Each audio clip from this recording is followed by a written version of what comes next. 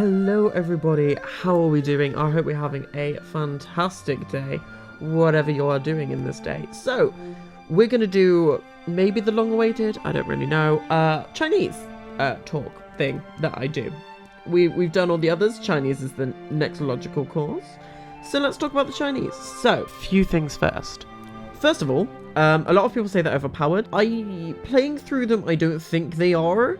But what I do think they are is they've gone making sure the mythology is strong. I think that's the difference. The god powers look strong. I don't think they're as strong as maybe the community who haven't played them seems to think it is. But I do think they are useful. I think it's a relatively good expansion. It's not the best, but it's okay. I've done a lot of plays with the Chinese, figuring out what's good, what's not, what's hot, what's not, you know, etc.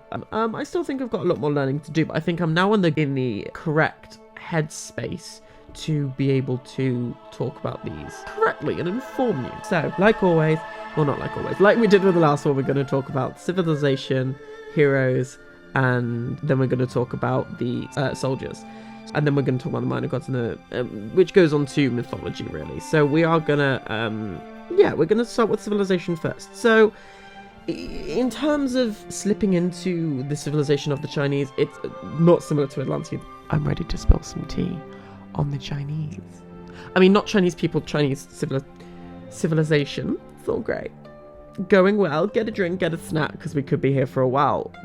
It's very easy to slip into, a lot easier than the Atlanteans were, because it goes back to the peasants or the villagers or the labourers or etc. costing 1 population and 50 food. So it goes back to that level. Peasants they build slower than Greeks, but I think they collect the same level of resources, if not slightly less. Greeks are still the best villagers by far, but they do build slightly slower. They're faster than labourers, but slower than villagers from the Greeks, what I found out. So I don't know if that checks out. We will do videos later. Anyway, so that's the main advantage of going to Chinese. That's why it's very similar. You build storage pits. Storage pits are for all.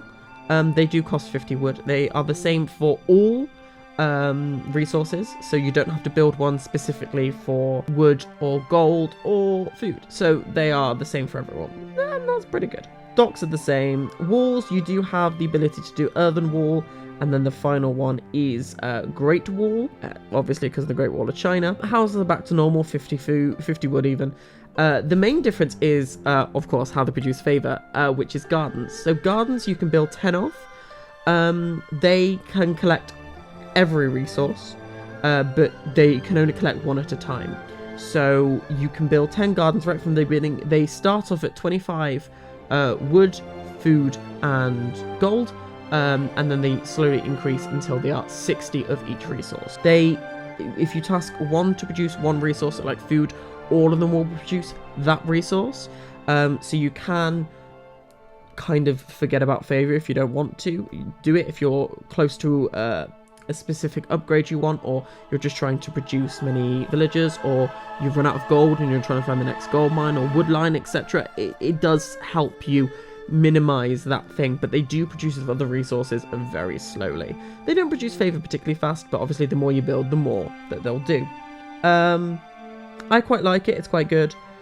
In terms of the other things, of course, we have another animal. It's a yak for the Chinese. Farms are 75 wood as well, so nothing really special to worry about there. Everything is pretty much the same. Talking of heroes, there are 2 you can get. So you can get immortal. So immortals you can only produce 2 per age. And 2 in the Arctic after you build a temple, 2 in the classic, 2 in the heroic, and 2 in the mythic. They have 2 types of attacks. They can use bows and arrows for ranged human units, or flying myth units, or even ranged myth units in general. If they're attacking with range, you can bet the immortals are going to use a bow and arrow, but for anything else they will use their sword. So they have 2 types of attacks. They are quite useful. The other hero you have is a monk. Monks they have hack attack. Yeah, they have hack damage. So they're similar to priests, but instead of pierce and range they have hack. They can also convert human units. So that is actually really, really useful. But you can only build them in heroic. So yeah, I think having them in heroic is good. I think making them maybe 150 gold maybe would make them a bit more balanced.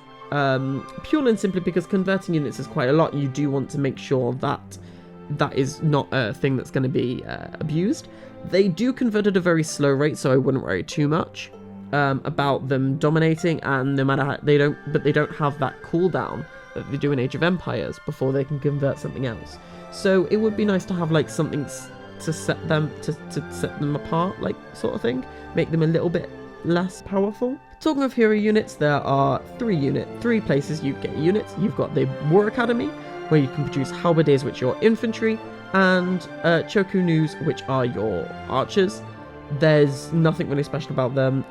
Chokunus have some of the worst range of all archers, and halberdiers are very, very standard. They are quite weak, and you can improve them, which is really quite interesting, with wood and gold.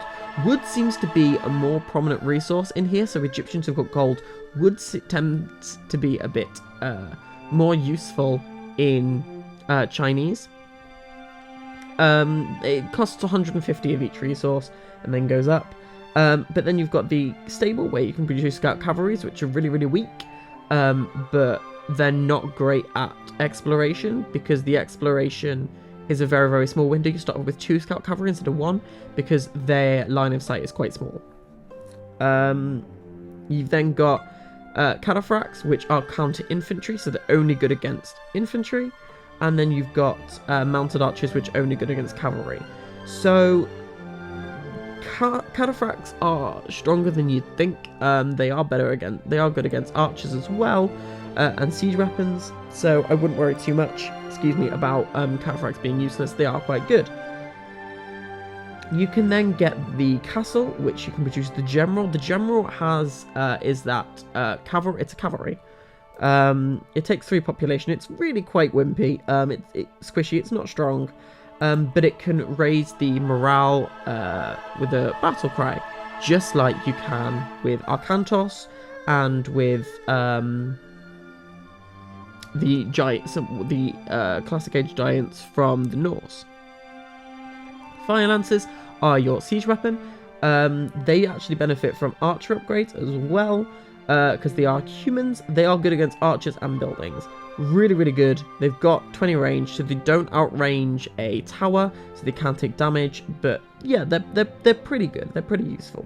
You then get war chariots in the Mythic Age. These are cavalry, and they're good against archers. They're your standard cavalry. They're good against everything. They are very expensive, at 100 wood, at 100 food, and 100 gold each.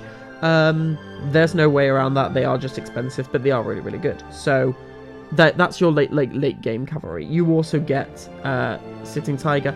You don't have all the others seem to have like a siege tower, or a one that has little or to no range. Chinese don't have that. They have the fire lances. That is your only other siege weapon. Like Atlanteans have got yes, they've got fire siphons and onagers, whatever, and they are both going from afar, but they've got destroyers, so they've still got something that can move as a unit, or move up to the building and attack it. Chinese don't have that. So if that's like your kind of thing, they don't have that. I don't really feel like you're missing them, so it's not too bad. I think it's right to put the war chariot in the last one, because they are very strong. Anyway, so we've done all of that. I don't think their soldiers are particularly overpowering or strong, so I wouldn't worry too much about it. So let's talk about the major gods, shall we? So you might think I've been lying to you, because I've been saying, oh, it costs 100. We're looking at that 50 food, and yet it says 40, and that's because Fuxi. By the way, I might be saying these wrong. I do apologize for saying these wrong. I've done a little bit of research, but not too much, because I've been preoccupied with other things. Bad excuse, I know, but it's all I can say.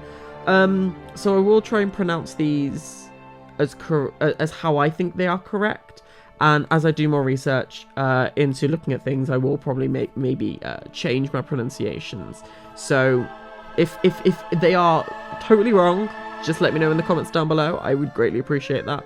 But yeah, if I do say these wrong, I do apologize. Anyway, Fuxi, its bonus, it can use Blessed Construction to speed up buildings construction. It does have that ability. So, similar to the Time Shift ability, when you are building a building, you can pay some resources, and it's in case, instead of Time Shift where you wait until it's built, and it's only costing wood unless it shoots arrows, this doesn't affect, it's not more expensive if they are arrows, its expense is based on how much building construction has been done. So if it's 10% of the way being done, it's going to cost a lot more than if it's 90%, etc., you know? So, it can use that to speed up building construction. So, for gardens, it would cost all the resources, because that's what gardens cost to make and build. So, that's how it works. It speeds it up, but not massively. It's not overpowered. It's similar to a pharaoh empowering a building when it's under construction. That's the kind of speed increase you can expect from it. Maybe a bit less. Buildings cost less wood. That is why. So you can then use that wood to do to increase building construction of a lot of things, but I tend not to use building construction. It's useful, but it's not really that useful. I'm not that desperate. It can be good if you are under attack. You can use Blessed Construction, build things up quicker and train more things, get units out faster, but I tend not to use it because they build buildings pretty fast anyway. But I suppose if you've got like one rogue villager going up to build a forward base, it is useful to have Blessed Construction there. All 8 immortals can be trained right from the Arctic Age. This means that you've got a little bit of a force, so you can protect against ranged units. You can destroy Pegasus really quickly because you've got 8 of them, so it does help having that ability. Again, I tend to forget about immortals. I probably shouldn't because they are quite useful, but I tend to forget that I can build all 8 from the beginning, so yeah. Unit line upgrades cheaper. So the these ones, so the War Academy and the Medium Stable and the Heavy Castle, etc. Oh, God Power is Year of the Goat. So similar to how Thor's God Power gets better throughout the ages, so you get like 500 in the Arctic Age, and in the Mythic Age you have 6,000. You have in this case you have, I think, like 2 to 8 goats it spawns. Of course, you've got to wait for them to fatten up, so maybe waiting until Mythic isn't a good idea, unlike in Thor's case, but it's okay, it's not too bad. Domestication is the ability that Fuxi gives to your peasants. It increases the rate of which your peasants gather from herdables, berries, chicken, and duck. So, unless you've got a lot of herdables, or you're on a map with lots of berries, chicken, or duck, it's not actually that useful. It's really good against Chinese maps, because they do tend to have ducks and chickens there, but they're not amazing. On to Nuar. Nuar is quite interesting. Her focus is economy and human units, so gardens generate favour faster, so myth units become a little bit more viable with Nuar. Because she can produce a lot of myth units. And myth units are actually really, really good in Chinese. They tend to focus on them. And they are quite interesting. I was quite excited to try them. And I was pleasantly surprised by them. But I don't know whether that's just because I've been hurt so much by the Atlantean ones or what. But yeah, I'm pleasantly surprised with them. So Nuar is definitely one of my favourites because she does give that ability. She also allows your gardens to generate +1 population, so that's an extra 10 population when you've produced them all. If you are worrying about whether gardens are useful when you're playing as Chinese, try as Nuar, because the extra 10 population is actually really, really good. All human units are cheaper, which is fantastic. It does mean that you can get those units out a little bit better, because a little bit faster, and maybe more of them, so you can be able to defend a lot more with Nuar. Markets can be built on Classical Age, so you can start to balance your resources really early on, with the gardens giving you that extra population. But also, because it's the same as a house, it's essentially an extra house you're getting. But it's also, because the market's there, you can balance your resources a little bit better, get the best prices for things, etc. So Nuar is pretty useful.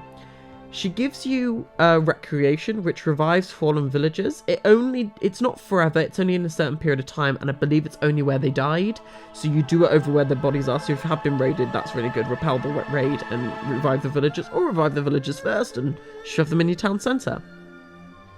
Unless you're playing a really aggressive player, this doesn't affect it, but if you are playing an aggressive player like online or something, that is why recreation can be really useful.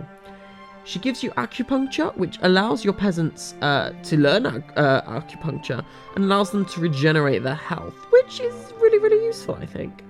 It does mean that you don't have to wait for the monk to heal them. Your monk can just heal your normal soldiers, and it does mean that, you know, if they're attacked by a boar or raided or something, they allow them to regenerate their health. Shenong. Shenong actually is really interesting to play. It's really fun to play as Shenong. Myths and siege units are its benefit. So monks can convert myth units as well as human units. So this is great. Unfortunately, it's very, very slow and it's barely noticeable. Think priests that can convert wild animals. It's slower than that. Really, really useful. I did one recently where I was fighting a Norse player. I was fighting a Loki player. And I converted a frost giant and a couple of mountain giants, which really did help overall, because I could heal them as well, because monks heal faster. So monks are definitely something to experiment with when you're playing a Shenong. The only bit downside is when you do go back to the other ones, you think, oh, I can convert these myth units, and you can't. But yeah, so if you ever want to try out monks, definitely try a Shenong, because they are quite interesting. Siege weapons deal more damage, which is fantastic, because siege weapons are already overpowered. Make them even stronger. It is a significant difference, so it is quite nice. But he also says that wall upgrades are cheaper. So it does mean you can play a bit more defensively until you get to the heroic age and get a few monks out. He gives you the god power Timber Harvest. So Timber Harvest is similar to Prosperity. So Prosperity, where that's gold, it goes on to wood, which kind of furthers the theory that Chinese specialize more in wood. Timber Harvest is it's good. I like it. He probably has the best unique upgrade, which is Wheelbarrow. So Wheelbarrow allows peasants to use wheelbarrows. It allows them to carry more resources. I believe it's only 5 resources, maybe more. But it is really useful because it makes them move around less. And we all know that the benefit of these is they're allowed to carry more, not just gather faster. So if they carry more, they're less walking, they've got more time gathering. So it makes it useful specifically for farming, but also for every other resource. So it's a significant impact. Now we're going to talk about the myth units and the gods. The minor gods are really interesting. Their god powers aren't overpowered. They are, I think, the correct amount. But no, they are really, really good, really, really interesting. So let's start with it. So we're going to go on Shangyi. Shangyi, I know that I'm saying this wrong, but I've forgotten the pronunciation. Gives you access to the god power Barrage. Barrage it fires arrows from different directions for a couple of seconds. These arrows don't do a lot of damage. They're not like insta-killing everything in there, but they do help you maybe win a slightly tight encounter. They're not overpowered. Unlike the Atlanteans, you can only use these god powers once. But I like Barrage. It's quite good. Quillin is a myth unit. It's quite expensive at 4 population. Cheap in resources, but on population it's quite expensive. It's quite weak. We're only having 375 health. But it is quite strong. In fact, it's got 10 hack damage. When it dies, it also heals everyone in that area, all the human units of yours. So it is quite useful to have. They're relatively strong. They're good to have in an army, but because they are so weak in terms of hit points, they do die quite a lot. But I really like Quillins. She gives you Elixir of Immortality. It means that your immortals rapidly regenerate their health. I'd say it's on par with the regeneration from the heroes in the main campaign. I'd say it's that kind of level. It's good. It's not phenomenal. She also gives you the Hoyu's bow. It allows your archers to have increased damage, and that does not affect your immortals though, despite the fact they have a ranged attack as well. She also gives you Jade Rabbit, which means all your human units and heroes move faster. That is a reference to her mythology, where she took 2 elixirs of immortality, funnily enough, and she ended up running to the moon, where she's still there. I'm tempted to do like, I'll tell you. I'm tempted to do like maybe a myth versus mythology, which is talking about the mythology behind these gods, not just these, Greeks as well, a little bit more in depth, seeing how the mythology section of this actually compares to the original, and giving you a little bit of background about all these gods and goddesses, so you've got a little bit more of information. If you want that, give me a comment, let me know. I'd probably start with Greek and go down like I usually do, but yeah, we'll see. So you can also go with Sun Wukong. He gives you access to the Great Journey, which means that the speed of all your units is increased for a short period of time. He also gives you Monkey King. Now, I have tried to make Monkey King work. They are so weak. They have 200 hit points, which is ridiculously low for a myth unit. They have quite high hack damage at 13, and they can stun units for a small period of time, but they die so quickly. I'm glad they're this cheap to kind of counteract that. But if you think Monkey Kings are going to help you in a battle, they're not really. They're there, they die so quickly before they can really do any damage. Also, you can get the gold banded staff, which allows the Monkey Kings to do more damage. I would have preferred this increase their health, or their armor, making them a little bit more defensive, but, you know. Oh well. Paper Talisman makes your halberdier stronger, really useful if you're fighting a lot of cavalry. And Pillar of the Ocean, it makes your fishing ships, junks, and docks stronger, really good on a water map, especially if you're going to get raided. Junks, for the record, are your shooting ships, fire ships are your hack ships, and siege junk are your siege ships, obviously. You can also go with Huangdi, who gives you Call to Arms, which fills out your ranks of your humans. It's not, it sounds like it's massive, it's probably, I think, like 4 or 5 maximum. Think Curse, but instead of going from pigs, it's turning your own human units into more human units. It's the same kind of that. So it does mean that if you are under attack in a lot of tight situations, you can just go with that. Terracotta Warrior is a myth unit that when it dies, it refunds its cost, and it also, some of its cost, not all of its cost, and also expels dust that can hurt units. It's 120 wood and 10 gold, 10 favor. I do need to actually research how much it gives back. That is something I need to do. Again, still quite strong with 11 hack damage, and it's got 200 HP. It's very much like a better version of the halberdier. I think I don't mind it being, you know, just as weak as the Monkey King, because it's only 2 population costs as well, and it gets cheaper when you do it. I'm just gonna have a look at Minotaurs. So Minotaurs have 15 hack damage. They also have crush damage. Let's have a look at Set Anubites. So they're around about the same level as Anubites. All of the myth units are. So they're all quite strong, because I do rate Anubites as some of the best classic age myth units out there. Stone Armor increases the damage dealt by the dust that's expelled when they die. He also gives you 5 grains, making farms cheaper, and also giving your war academies the ability to train faster and be cheaper. So definitely something to increase your damage and your armies is Huangdi. Next, we're going to go with Dabu Gong. Now, Dabu Gong is the very definition for me of someone that sounds powerful, and they are useful, and I do really enjoy playing as them and worshipping them. So, Dabu Gong, even, I don't know, yeah. Dabu Gong. Imperial Examination. Now this sounds amazing. I never really did this. So it makes all your buildings and units construct and train faster. So it makes your buildings construct faster and train units faster. And I believe, I could be wrong. This also does unit upgrades as well. I could be wrong. I don't know.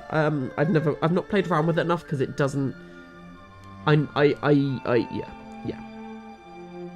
It's more useful if you're about to launch a huge attack or you're under attack. That's when it's more useful. Pixiu. This is the very definition that sounds great. This is the exact cost of a Nemean lion. So think of a Nemean lion, but for the Chinese.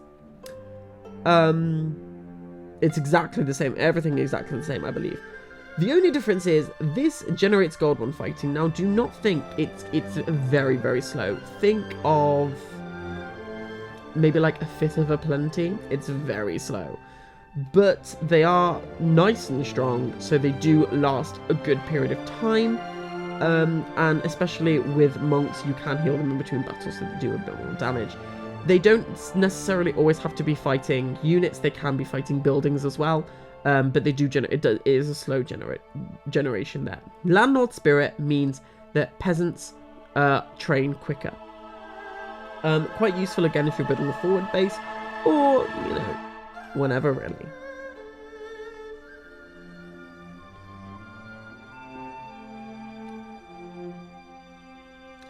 Burials means that monks convert enemy units at a faster rate.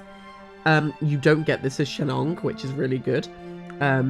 Because then monks can't be overpowered when converting myth units. So that was very, very clever and very well thought out when actually making that, and I do appreciate them for that.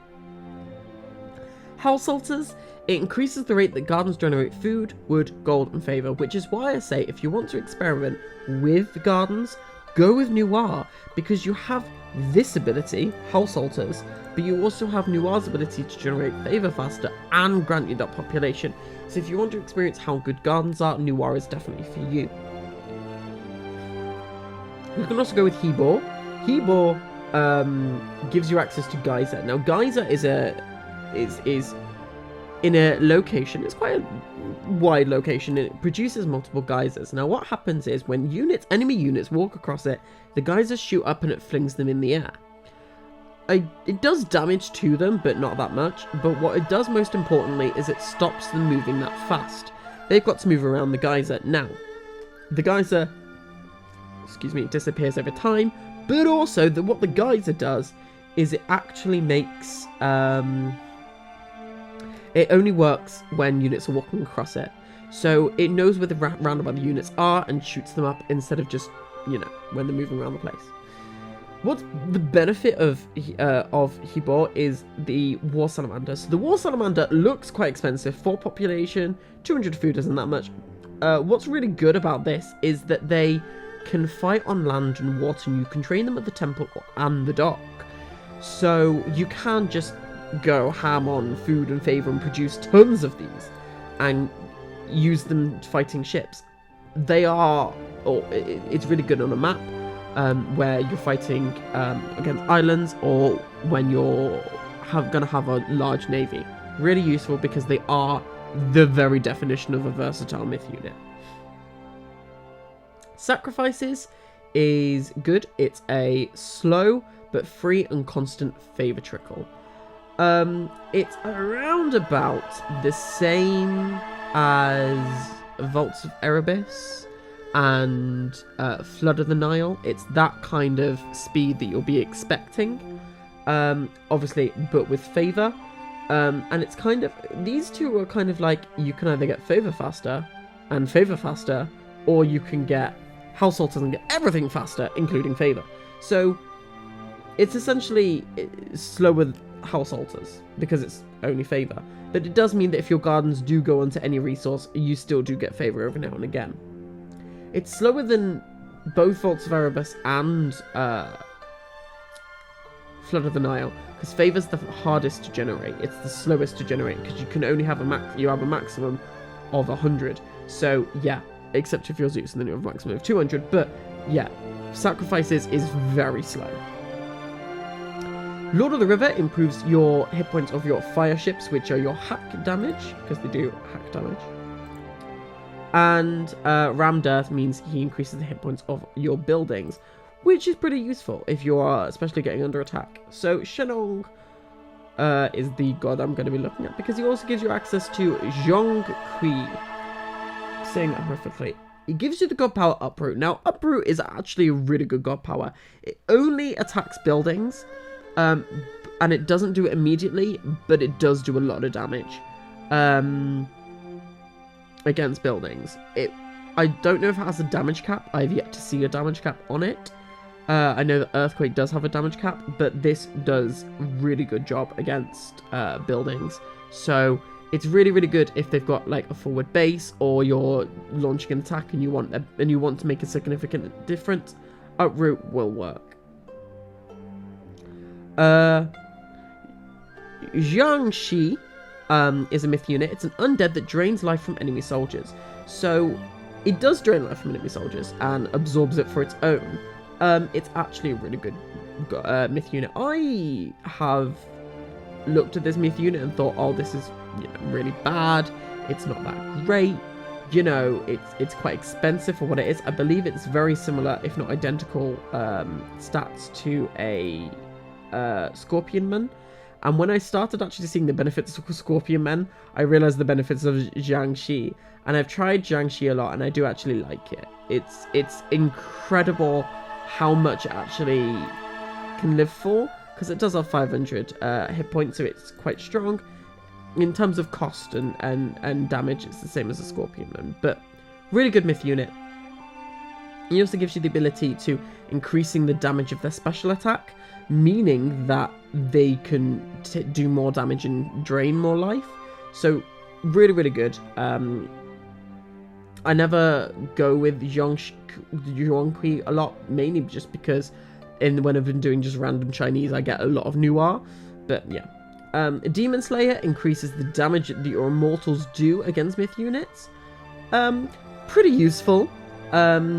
It does kind of push the fact that immortals need to be done, and especially when you've got Fuxi, when you can produce all 8, that is a massive benefit. Now this angers me, because it makes your infantry stronger, but your infantry is limited only to halberdier. So your halberdiers will be really strong, but nothing else will be, because this is an archer, not your infantry. And even there, it says infantry and archer units, so it's only the halberdiers. Because there's nothing else that we have that says halberdiers. So this, I think, should be changed to either say or your war academy, or change it so it says halberdiers, because it's very misleading in my opinion. It's a sneaky upgrade. Next we've got Arukwang. Gives you ability for the Great Flood. So the Great Flood is a flood that goes in one way. It's basically a tsunami, essentially. What is good is it shows you the direction it'll be going in. It will kill your units as well as enemy units and buildings. It's better against buildings than it is against... It's better against units than it is against buildings. It's similar to Lightning Storm in that respect. It still will do damage to buildings, but a lot less. I like the fact it shows you the direction it's going, so you know exactly where it's going. Azura Dragon. It's a fire-breathing dragon. It sounds amazing. It's really not. It's only 20 hack damage. Now, look at its cost. It's 330. So it's very similar, if not identical, to Chimera. Chimera has 20 hack damage, but their benefit is they can breathe fire out of their tail and deal lots of damage to units. Whereas this has no special attack. So it's rubbish. It's absolutely rubbish. If it even had crush attack, it would be useful, but it doesn't. It has the potential to be amazing, but it's not. If it had a special attack that did more damage against buildings or units, I could then consider going under this route and getting these, but the Azura Dragon is nowhere near as good as it should be.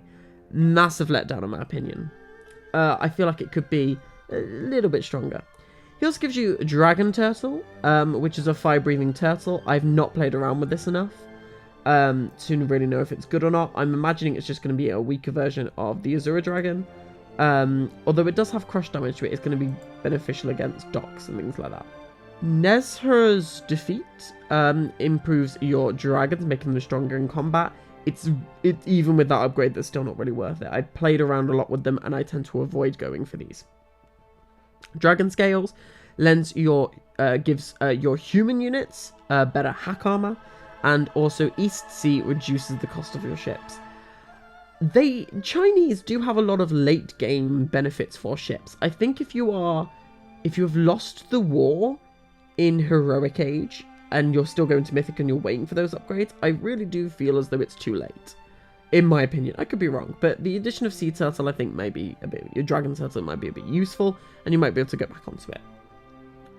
So, Shui Wing Wang Mu, I actually really like. Her god power is Earth Dragon. This Earth Dragon disappears after a certain amount of damage and a certain amount of time, I believe. It is immovable, and you can cast it 3 times. Really good god power, especially if you're being attacked or defeated. If you're defending or if you're attacking, it can go against a building and destroy the production buildings. White Tigers are quite useful. The White Tiger is 300 food and 27 favor with 4 population cost. And what's really cool and special about the White Tiger is it does leap into combat, very similar to the Nubite. And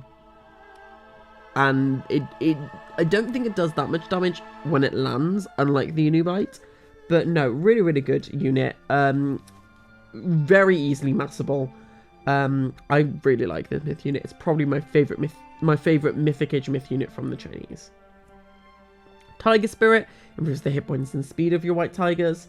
And Golden Peaches increases the hit points of all your castle units and makes your castle units train them faster and improves the hit points of the castle.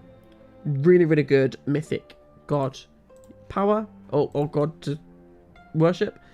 Chongli, I like Chongli. I don't know why, I just do. Inferno, again, it only attacks buildings like Uproot. I don't know if it attacks units. I've yet to see it. But a Fiery Inferno means they take damage over time. Now, I love the Vermilion Bird. However, I think I have a soft spot for Vermilion Bird, like I originally had a soft spot for Phoenixes. Vermilion Bird is a little bit... It's got 600 hit points. It's got crush and damage and hack damage. You should not use it against human soldiers. The reason, unless there's a huge battle going on. The reason why is because how the Vermilion Bird attacks is they flap their wings and causes firestorms. What this does is it is brilliant for buildings because the buildings don't move, whereas human soldiers do. So it can flap its wings attacking a unit, but when the unit dies or moves, they have to move their attack. So their firestorms don't actually create. Brilliant against buildings, not that great for units. So keep that in mind. But because they are ranged, they struggle with buildings. Heavenly Fire, it reduces the food and wood costs from your armory technologies. So this is the time where you can put your gardens on gold and just go for it. But it should only really affect these upgrades. Because if you are a good player, you would have gotten that by now. It's similar to the Blessing of the Forge that Hephaestus gives you from the Greeks. It doesn't affect that many upgrades to make it really viable. Stirrup increase the hit points of all your cavalry units, so it helps you kind of go into cavalry units if you haven't before, and that will affect the War Chariot, the Mounted Archer, the Cataphract, the Scout Cavalry, and also the General. And also the Ancient Destroyer increases the movement speed of your ships. Again, I think this is useless because if you've lost the war before Mythic Age, you're probably not going to recover from it. And that being said, it may help you recover from there. It will increase your ships with your fishing industry if you have a lot of that. But yeah, so that is all the Chinese. My closing thoughts, if you will. I don't think they're overpowered. I think they're a good addition. I think they've gone back to making myth units strong and focusing on those more so. I think that the major gods are quite strong because they give you benefits that are both economic and also military. So where Gaia gives you loads of benefits for your economy, the Chinese, all of them give you benefits for both your economy and also your military. So I think they are very good additions to it.